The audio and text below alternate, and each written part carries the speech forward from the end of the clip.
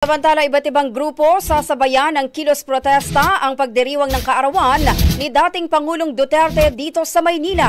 Si Brigada Cass Austria sa detalye, ibrigada mo. Brigada Live Report.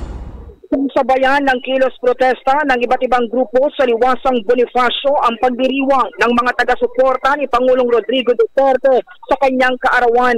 Ayon kay Bayan Secretary General Mong Palatino, panawagan nilang pananagutan sa mga kasong paglabag umano sa karapatang pantao ng dating Pangulo. Nakatakda ding magtirig ang mga ito ng kandila, hindi para batiin ng dating Pangulo sa kanyang kaarawan, kundi panawagan din ng hustisya sa mga biktima ng extrajudicial killings ng nakaraang administrasyon.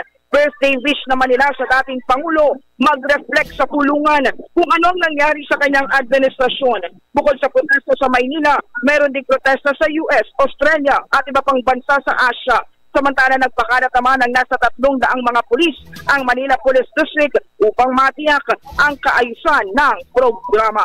Is the heart of changing lives. Ako, si Brigada Cass Austria ng 105.1 Brigada News sa Manila, the Music and News Authority.